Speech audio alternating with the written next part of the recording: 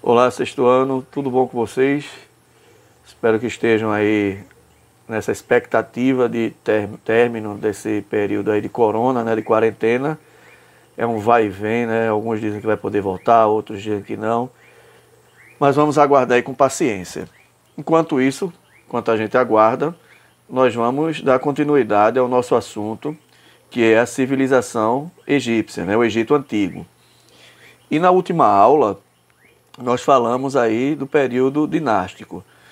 Hoje nós vamos falar um pouco mais sobre crenças religiosas e vamos falar aí sobre o politeísmo egípcio e também vamos falar da escrita egípcia. Sobre a ciência, nós podemos falar aí o surgimento, uma forma de medicina que já existia no Egito Antigo. Por quê? Porque no processo chamado processo de mumificação, que vocês vão ver já já, era necessário se ter conhecimento da própria anatomia, né? Ou seja, conhecimento aí da estrutura externa e interna de um órgão ou de um ser vivo. Isso aí é um ramo da medicina que os egípcios já tinham aí um bom conhecimento para poder até mesmo realizar esse processo de mumificação. E eles também tinham suas especialidades na área de fratura, doença no estômago e também coração. Então essas aí já é uma parte científica bem interessante da medicina, porque quando falamos de povos antigos ou primitivos, pensamos que não havia desenvolvimento neles, social, econômico e até mesmo no campo da ciência. Nós vimos isso nas civilizações antigas da Mesoamérica, e o Egito, que é muito mais antigo do que os povos da Mesoamérica, também já tinham aí sua medicina. A outra é a astronomia e a própria engenharia. Então, eles elaboraram um calendário solar que determinava as épocas e o período de plantio das próprias da prática da agricultura, a colheita, etc. Então, essa forma aí de astronomia, com o uso de calendários solares, etc., ajudavam muito e também manipulavam bastante o povo, né? Por quê?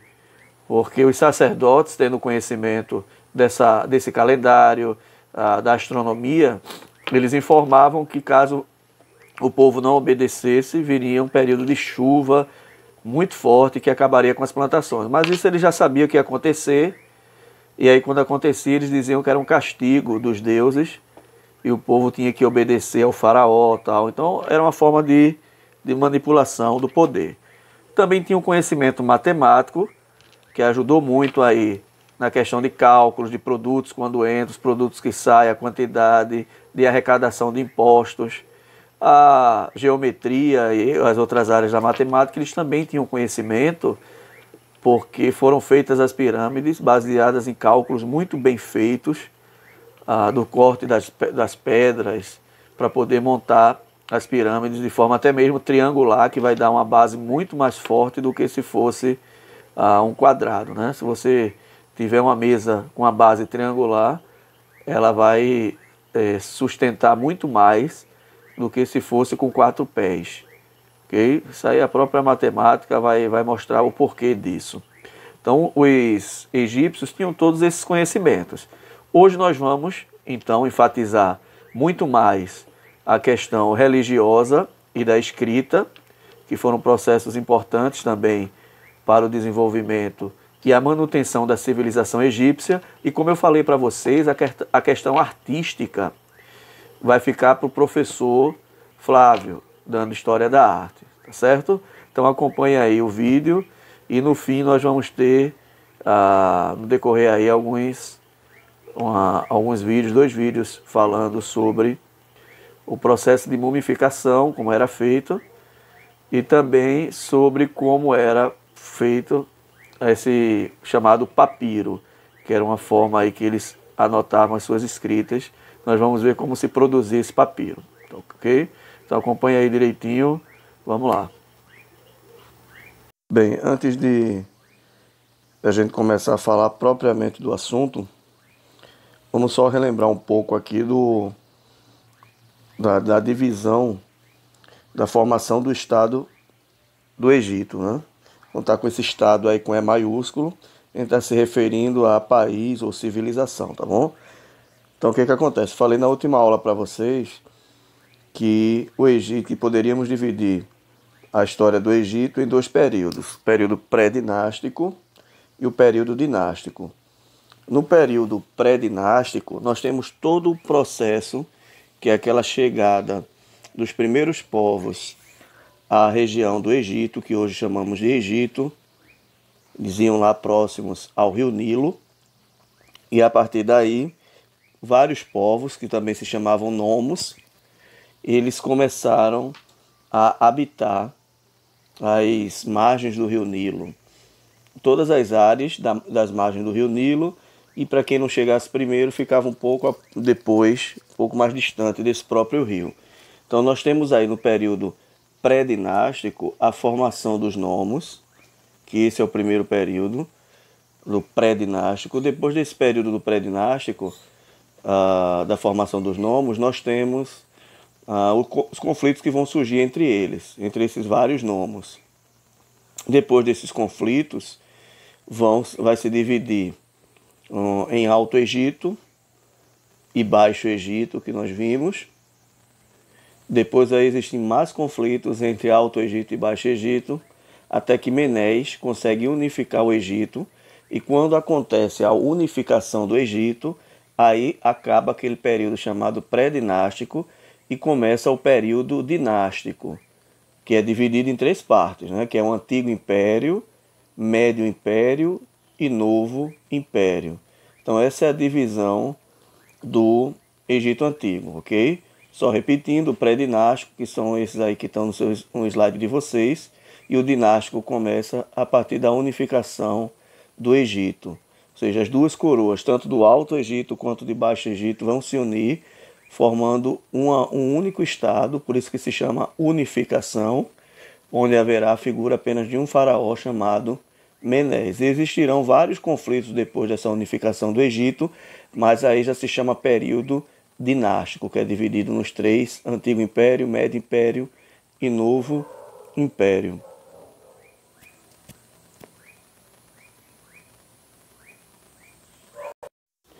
Então vamos falar um pouco hoje sobre a religião. Então a primeira coisa, o primeiro ponto importante da gente saber, para a gente se situar, é que os egípcios, eles adoravam a vários deuses. Normalmente sempre estavam relacionados à adoração à natureza e ao chamado antropomorfismo, ou os deuses eram chamados de antropomórficos. Então, antropomórficos eram deuses que tinham formas humanas.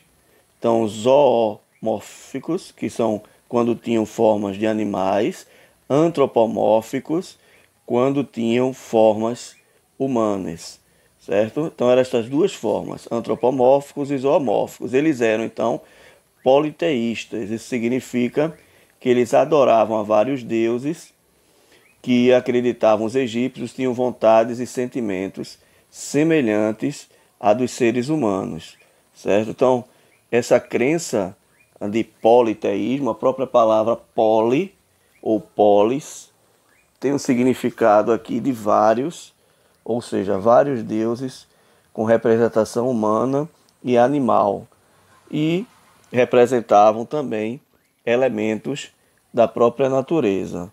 Então havia aí esses cultos à divindade para que fossem, realmente eles pudessem se ligar ao homem, o egípcio, aos próprios deuses.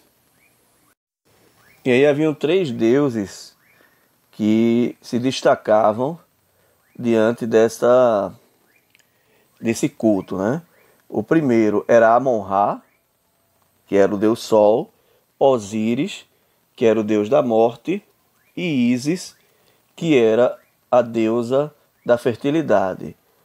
Certo? Então isso fazia parte aí da adoração dos próprios egípcios a esses três deuses: Amon-Ra, o sol, Osíris, a morte, e Ísis, a fertilidade. E os egípcios, eles acreditavam na chamada vida após a morte. Então a alma era enviada ao reino dos mortos, depois de julgada no tribunal de Osíris, a alma voltaria ao mesmo corpo para uma nova vida. E de acordo com o livro que eles chamavam o Livro dos Mortos, a eternidade só seria conquistada por quem provasse ter sido justo durante toda a sua vida. E para isso existia aí o chamado Tribunal de Osíris, onde ele colocava numa balança, de um lado o coração do morto e do outro lado da balança uma pena, que simbolizava aí a justiça. E o coração, para ver se a pessoa tinha um coração puro. Então imagina uma balança, tendo aí os dois lados da balança, um com coração e outro com a pena. Se o coração tivesse o mesmo peso que a pena, o morto seria enviado para o reino de Osíris. Se passasse mais, sua alma seria destruída. Então, assim, havia uma relação também de céu, como se fosse um céu e um inferno. Alguns historiadores vão afirmar que o coração deveria ser mais leve do que uma pena para poder alcançar o chamado paraíso. Então, segundo a mitologia, as pessoas seriam recebidas por Osíris no reino dos mortos, caso realmente elas tivessem o coração puro. É claro que os faraós sempre passavam, né? Impossível um coração ser mais leve do que uma pena. Mas nos rituais religiosos também aconteciam muitas manipulações e os faraós, na sua grande maioria, não enfrentavam o castigo eterno. Então vejam só, entra aí uma técnica bastante conhecida após a morte, que era a técnica da mumificação. Então, por que essa técnica existia? E para que ela existia? Ela existia como uma garantia de saber que o corpo da pessoa, dependendo da questão financeira, seria uma mumificação com um processo muito mais técnico, muito mais elaborado, com mais preservação. Vocês vão ver isso já já com o vídeo que eu vou passar. E se fosse mais pobre, na classe menos abastada, teria também a mumificação se pagasse, agora não retirando os órgãos. O mais eficaz era aquele que era mais caro de todos, que normalmente só a alta nobreza aí, quem realmente tinha muita condição, e o faraó. Então, para os egípcios, quando uma pessoa morria, a alma saía do corpo, mas logo depois retornava. E para que a alma pudesse reencontrar seu corpo, deveria conservar a forma original. Por isso eles empregavam a técnica de mumificação. Então a crença deles é como hoje nós chamamos assim, é uma crença da reencarnação. O espírito sai e depois volta para o corpo, mas quando ele volta, ele precisa voltar para o corpo preservado. Por isso entra esse processo de mumificação, que a gente vai assistir agora um vídeo curto para que a gente entenda melhor.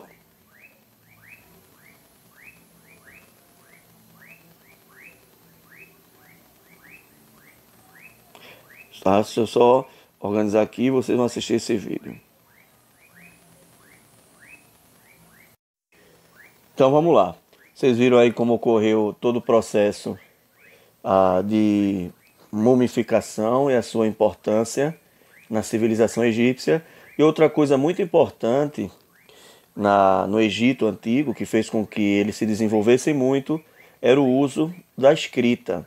Então a escrita egípcia, como está aí no slide, era conhecida apenas pelos sacerdotes, membros da realeza, com alto cargos e escribas. Esta era utilizada para inscrições na parede de templos, túmulos, edifícios religiosos, etc. Essa escrita era feita em um papiro ou pedaço de calcário com um pincel ou um pedaço de junco afiado. E usava-se tinta preta e a cor vermelha servia para destacar títulos e seções especiais. Então havia toda uma técnica para a formação desses papiros. Mas antes de falar aí dos papiros, vamos falar dos tipos de escrita. Haviam 3 tipos de escritas no Egito Antigo. Uma se chamava hieroglífica, ou hieróglifo, tá? Que tinha uns símbolos mais sagrados, era mais para questões religiosas, e eram utilizados nas paredes dos templos, dos túmulos. Temos também a escrita hierática, que era para documentos. Esses eram usados mais para papiros, placas de barro. E tínhamos aí a escrita demótica, que era de uso mais popular, certo? Era mais simples e ficava com um entendimento mais fácil. Eram esses os 3 tipos de escritas que existiam. Está no livro de vocês também, na página 73. Olha só aqui os 3 tipos de escritas. Hieróglifos. Ok, deixa eu só acionar aqui o pincelzinho. Tá? Então tá aqui, ó. Até aqui. Opa, deixa eu ver se risca isso. Isso tudo aqui está relacionado a hieróglifos. São símbolos muito mais complexos. Temos o hierático. Esse hieróglifo, só lembrando, eram normalmente colocados em templos e em questões cerimoniais, como em túmulos, em pirâmides. Tínhamos também hierático, que é a segunda. Vejam que a forma aqui do hierático já é mais simples. Por quê? Porque ficava muito ruim escrever em papiros, ou seja, documentos, feito em papiros ou em placa de barro, com esses símbolos aqui, com esse símbolo hieroglíficos, tá? Então se escrevia de forma hierática. E o terceiro aqui é o demótico, que são esses aqui, ó, que tem uma forma muito mais simples ainda. E esse aqui se tornava de uso mais popular. São as 3 formas de escritas do Egito. Então observe aqui, ó. Olha os símbolos que existiam. Eles tinham toda uma questão aí bem organizada de alfabeto, né? Então cada símbolo desse tinha uma representação, uma sonoridade, representava algum tipo de animal, enfim. De uma forma simples, né? Então vocês estão vendo aí um animal com a letra A, letra B, tem outro tipo de B, tem C, tem D, e aí vai, formando todo o alfabeto com esses símbolos, certo? Como é que se descobriu essa ordem e que cada símbolo significava uma letra, né? Ou uma consoante? Tendo consoante aí, incluía também vogais. Tudo isso para os egípcios eram consoantes. O vogal estava junto. Então, quando houve as conquistas aí do Egito, alguns séculos depois, né, vão iniciar as pesquisas com arqueólogos, antropólogos, enfim, todos aqueles que queriam conhecer mais sobre o Egito. Então, dentro desse contexto, surgiu aí um cidadão em 1799 chamado Jean-François Champollion, que era um estudioso, que junto com arqueólogos que encontraram essas escritas, só que não tinha significado, né? E aí só que foi encontrado uma pedra chamada Pedra de Roseta. Em 1799 foi encontrada uma pedra que continha um mesmo texto em hieróglifo, demótico e grego. Então, fazendo essa comparação, já havia-se um conhecimento mais fácil, né, que a civilização grega surge muitos séculos depois. Já se conhecia a escrita grega e havia nessa pedra gigante de Roseta uma mesma inscrição em português, aliás, em hieróglifo, demótico e em grego. E aí ficou muito mais fácil fazer essa tradução, tentando aí adequar, né, fazendo esse estudo de cada símbolo representando uma vogal, ok? Deixa eu só organizar aqui, pronto. E aí o que aconteceu?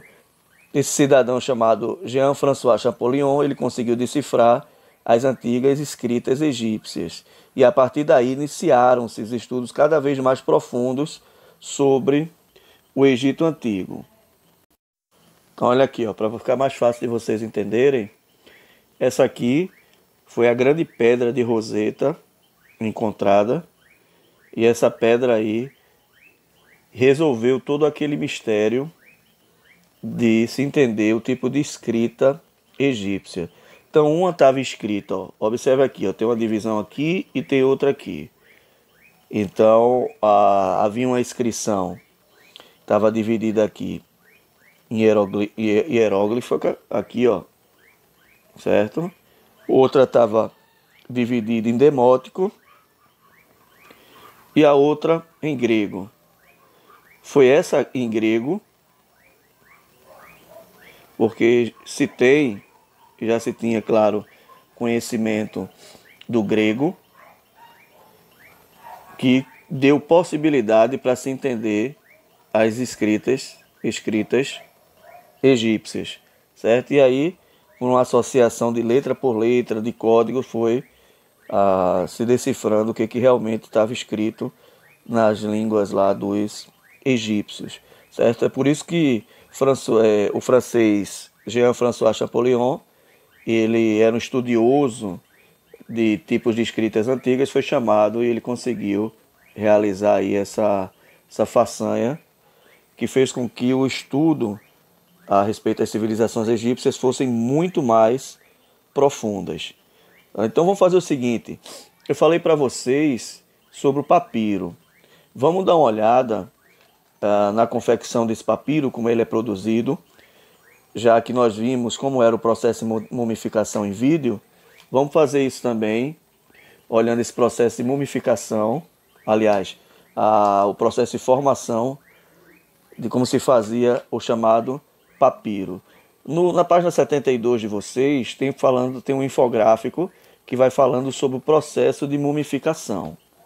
Então foi bom que a gente, além de ter isso, ainda tem também o vídeo, né, que eu passei. E na página 67 de vocês, 67, tem uma figura também mais acima, que vai mostrando aí a preparação da folha de papiro. Vamos ver isso como era feito realmente, através aí de um programa que o cidadão ele vai mostrar como se fazia o papiro. É um vídeo curto, vocês vão assistir agora, tá bom? Estão observando que o vídeo sobre aquele processo de mumificação não passou no tempo certo. Aí a gente vai colocar agora no fim os dois vídeos, tá bom? Que é primeiro o processo de mumificação e depois um outro vídeo que vai falar aí como era confeccionado o papiro, ok? Então assistam aí, não deixem de assistir, que tudo isso também faz parte de conteúdo, de atividades e outros exercícios que nós vamos fazer, certo? E de antemão eu já vou dizendo a vocês que existe uma atividade já, atividade 2, que foi lançada aí já hoje mesmo, para que vocês façam. São questões objetivas e procurem responder direitinho, com paciência, tranquilidade. Eu não botei um tempo para cada questão, mas existe um prazo de 1 semana para me entregarem, tá bom? Façam essas atividades, são 5 questões, que já vai dar uma ajuda boa aí para se entender questões objetivas, que é aquela de marcar X. Vocês vão fazendo aos poucos, vão estranhar um pouco também. Por quê? Porque vocês estão entrando aí no Fundamental 2 agora, e esse tipo de questão, a partir de agora, eu vou utilizar muito, tá? Que são questões objetivas, aquelas de marcar X, e vou até botando algumas questões de pré-ENEM, de vestibular, claro, pegando as mais simples, mas para que vocês já vão se acostumando, para quando tiverem aí no terceiro ano do ensino médio já estarem muito mais à frente que muitas pessoas na hora de fazerem esse tipo de prova, tá bom? Então vão lá, façam com calma, tranquilidade, para que não errem as questões. Beleza? Então eu vou passar os 2 vídeos, lembrando, um sobre a mumificação e o outro sobre a produção do papiro. Então desejo a vocês aí uma boa semana. Aí estudem, descansem, estudem, façam atividade física em casa, que é importante também. É bom se distrair um pouco, mas não deixe de estudar para não estar acumulando atividade nem também aulas. Tá? Um abraço a todos.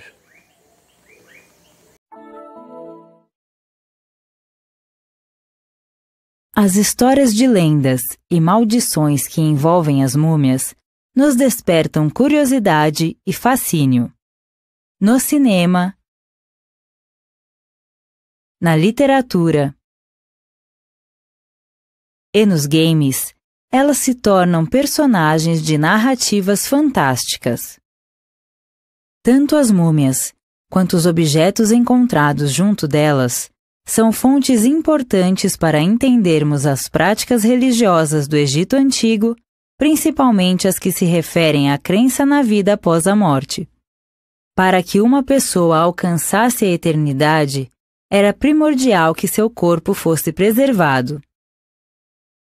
As areias do deserto foram responsáveis pela conservação das primeiras múmias egípcias, no período anterior à unificação do Alto e do Baixo Egito. Naquela época, os mortos eram enterrados diretamente sob a areia, cuja temperatura elevada provocava uma rápida evaporação da água do corpo, preservando órgãos e tecidos.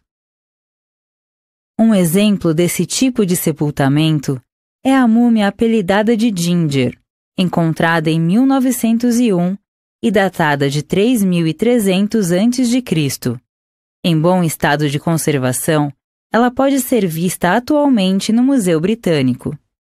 As primeiras tentativas de preservação dos corpos por meio de técnicas de mumificação foram realizadas por volta de 3.200 a.C., durante o período conhecido como Antigo Império. Embora essas técnicas tenham variado ao longo da história do Egito Antigo, algumas etapas essenciais podem ser destacadas. Tudo começava na oficina do embalsamador, onde os familiares da pessoa a ser mumificada escolhiam o método a ser aplicado. Os procedimentos mais elaborados eram destinados aos faraós, aos seus familiares e aos altos funcionários do Estado que podiam arcar com os custos do serviço.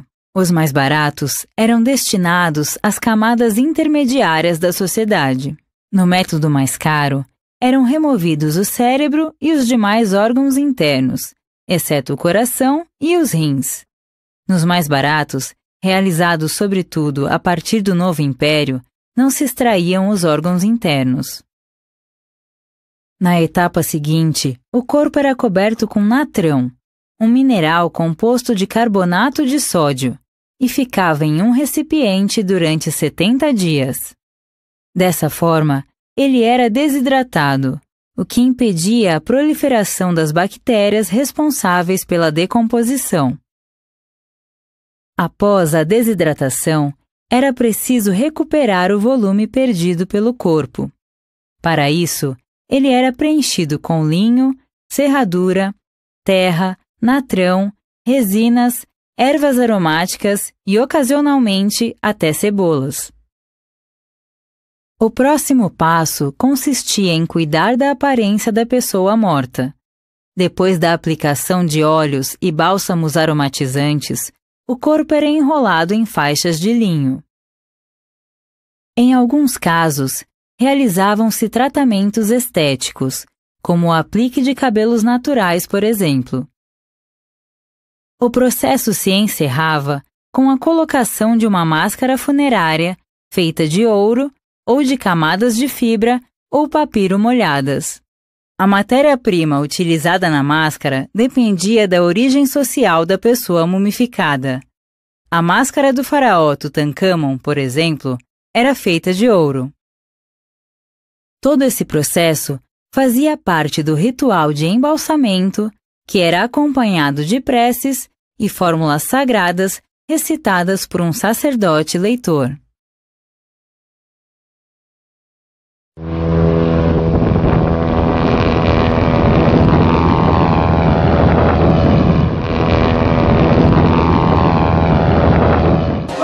Hoje em dia é muito fácil você mandar uma mensagem para qualquer pessoa que você quiser. Basta você pegar seu celular, digitar algumas palavras que instantaneamente essa pessoa vai receber sua mensagem.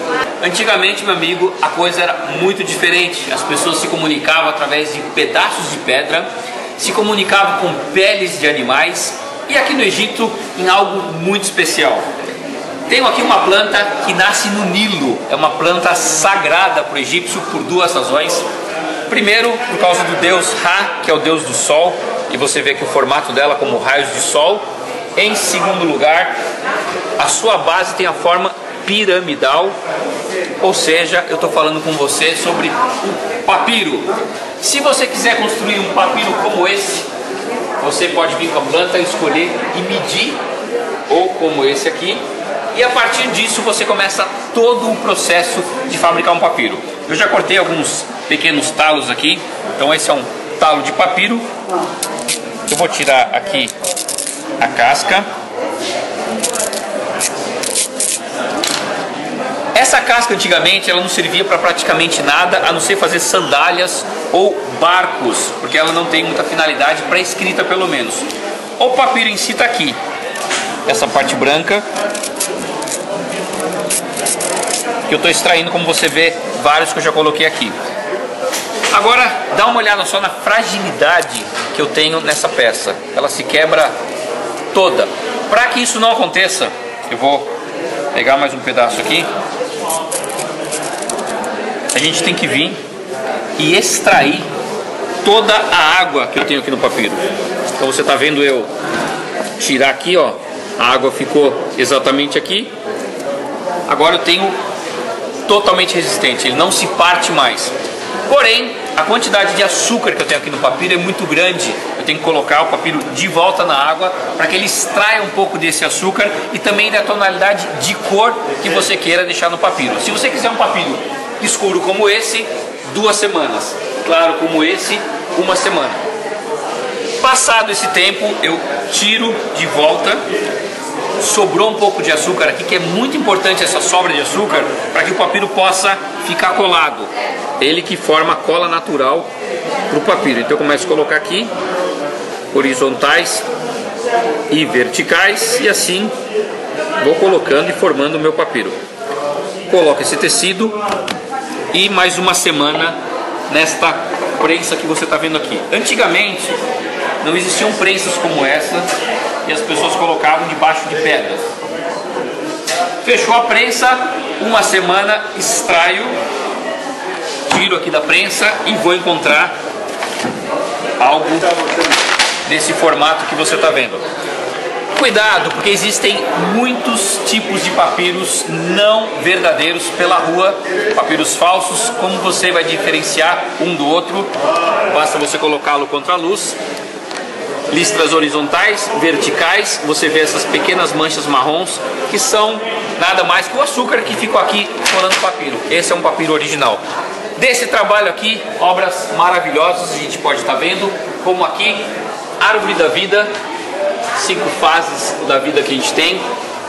Juízo Final, esse é um quadro que eu gosto muito. Você tem aqui a pena e o coração, detalhe importante. Se o seu coração for mais pesado que a pena, meu amigo, você vai para o inferno, então cuidado com o que você faz aqui na vida.